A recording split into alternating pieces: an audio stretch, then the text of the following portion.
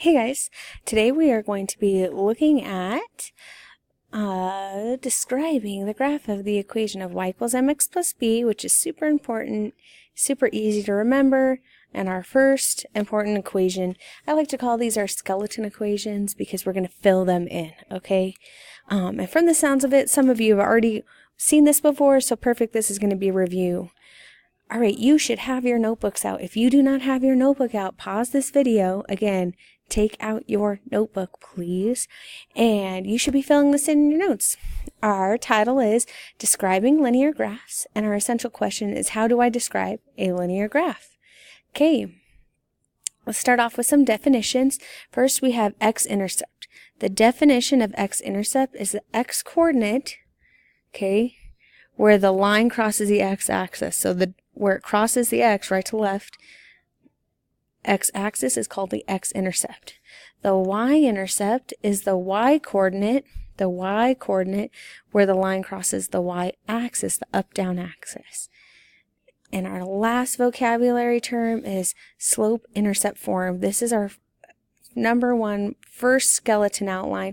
Slope-intercept form, super important. It's one of the three ways in which we write linear equations, and here's that y equals mx plus b skeleton form. M is the slope, b is the y-intercept. So we are going to be using these two things to describe graphs. Describe linear graphs, and y-intercepts. Let's go ahead and get started on our examples. All right. We are looking at finding the slope and y-intercept, and then we're going to graph it, okay? Our slope for number one, because it's already in y equals form, is m equals 3. Our intercept is b equals -7. So that intercept is 0, -7. All right, when we graph it, we're going to be looking at 0, -7, 0, -7, okay?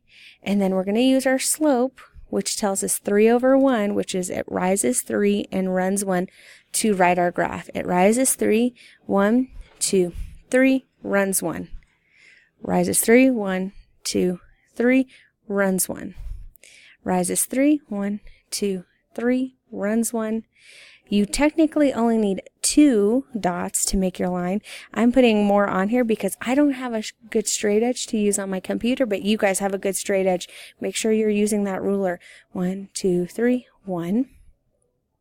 And now I'm going to connect our dots. This is that last step that I'm going to grade super harsh on. You do have to connect them all the way from end of window to end of window and put those arrows on there. Okay, so there's our first graph. Let's go to our next one. Find the slope of the line, y-intercept, and then we're going to graph it, okay? Is this in y equals form? No. So we need to get y by itself first. We're going to add 1 to both sides, and then we'll have y by itself. So y equals -2/3 x plus 1. Let me scroll down a little bit, too much. -2/3 is our slope, so m equals -2/3, which means we go down to right 3, always right, okay? And our intercept is b equals +1 because it says +1, which means 0, 1. Let's start by plotting the y-intercept, 0, 1. Our slope tells us to go down to 1, 2 over 3. 1, 2, 3. 1, 2, 1, 2, 3. All right, I ran out of space. I don't feel confident in my straight line, so I'm going to put some more dots in on that left-hand side of my y-intercept.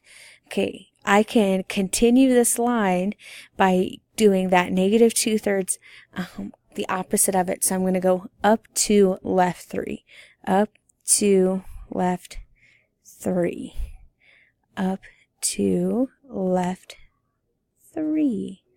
Okay, now I feel confident in drawing my line because I don't have a straight edge, but you should have a perfectly straight line. You better have a perfectly straight line. I am going to be looking for perfectly straight lines on your paper. And we graphed it, and we're done. Let's move on. All right. We are going to be graphing these, and then we're going to identify the x-intercept. We are not going to talk about using graphing calculators yet, so if you read that in the directions, don't worry about graphing calculators. I have a whole separate lesson for graphing calculators. Okay, so x-intercept. First, let's go ahead and graph it. We have a slope of nothing there, so the slope is 1, which means we rise 1 and we run 1. And our intercept is -4, so b equals -4, which means 0, -4.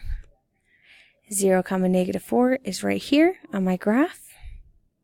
Now I'm going to use my slope of up 1 over 1, up 1 over 1, up 1 over 1. I'm going to put enough dots on there so I can make a straight as a line as possible. Okay, did I find the point at which the line crosses the x-axis? Again, here's your x. 4 is where it crosses the x-axis, so the x-intercept is x equals 4 is one way we could write it, or we can write it as 4, 0. All right, number 4, we have a slope of -1/2, which means we fall 1 and we run 2. We have an intercept at 0, 1, so b equals 0, 1. Start with b, 0, 1. We fall 1, we run 2, 1, 2. Fall 1, run 2. Fall 1, run 2.